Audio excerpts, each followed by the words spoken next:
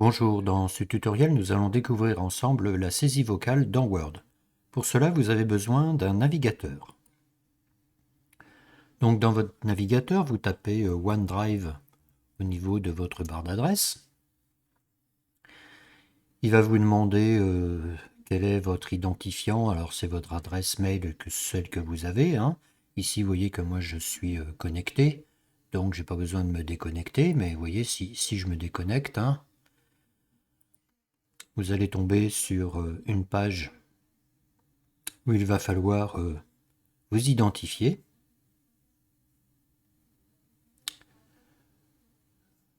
Alors, on va basculer en français, voilà. Donc ici, vous cliquez sur se connecter. Vous mettez l'adresse mail de votre compte. Alors, ça peut être une adresse en Gmail, ça peut être une adresse votre adresse académique en AC-Poitiers. Si jamais vous n'avez pas de compte, vous pouvez en créer un en cliquant sur ce lien. Voilà. On vous demande votre mot de passe, celui que vous avez défini pour ce compte. Vous pouvez cocher rester connecté et vous signez pour vous identifier.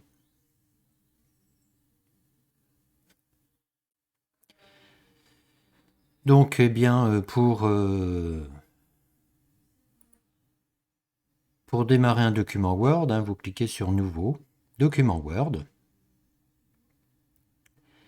Et là, vous aurez la version Word en ligne. Donc, la suite va se charger dans votre navigateur. Et ici, va apparaître un micro. Donc, vous cliquez sur ce micro. Et vous voyez, vous avez une petite barre ici qui va se déplacer. Alors, vous voyez que en même temps que je déplace la barre, eh bien, le logiciel, c'est-à-dire l'ordinateur, reconnaît ma voix et écrit directement dans le traitement de texte. Donc, vous voyez, quand je clique sur le petit micro, je coupe. Vous voyez, je peux ensuite supprimer. Quand je suis prêt, eh bien, j'active le micro et je parle. Bonjour. J'utilise la saisie vocale dans Word de façon à gagner du temps parce que au clavier, je suis très lent. Un exemple d'utilisation en classe, c'est l'élève qui a écrit un texte au brouillon et qui souhaite le partager. Eh bien, la saisie vocale va lui permettre de saisir rapidement la version numérique de son texte et de le partager. Pour le reprendre, ensuite, il pourra le modifier aisément en l'enrichissant notamment.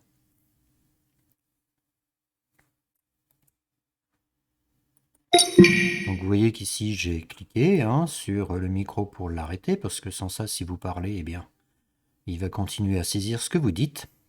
Donc rapidement, on peut mettre en forme, eh bien, vous voyez, je vais utiliser ici au niveau des alignements et des interlignes. Alors ici, on a plusieurs outils, ici notamment l'interligne. Donc vous voyez, par exemple, je vais mettre un interligne de 2. Ici, au niveau de la police, je vais passer en 12. Et puis peut-être qu'en affichage, vous voyez, je peux passer en mode 120%. Voilà. Ce qui va me permettre... alors parce qu'au clavier, vous voyez ici, l'avantage aussi, c'est que on a une suggestion. Donc cliquez pour activer les suggestions, et bien vous voyez, il me propose parce qu'au clavier, ce qui est beaucoup plus français. Donc l'intérêt aussi de cet outil, c'est de proposer à l'élève une correction orthographique, et il va pouvoir également comparer sa version brouillon, dans laquelle il a fait des hypothèses orthographiques, et la version bien de Word. Donc ici, on pourra aussi, s'il le fait lire à un élève qui a des difficultés de lecture, eh bien, il pourra utiliser le lecteur immersif.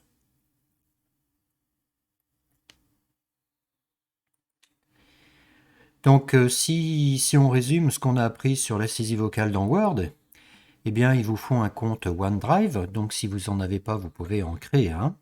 en y associant une adresse mail, celle que vous souhaitez. Il vous faut ensuite un micro et un navigateur récent. Donc je vous rappelle la démarche, hein. Dans OneDrive, dans votre cloud, vous faites Nouveau et vous cliquez sur Document Word. Je vous rappelle que la saisie vocale, vous pouvez également l'avoir dans d'autres outils, hein. Et ensuite, dans la page de Word, il vous suffit de cliquer ici sur Dicter pour faire apparaître l'outil micro que vous pouvez déplacer où vous le souhaitez. À bientôt pour un autre tuto.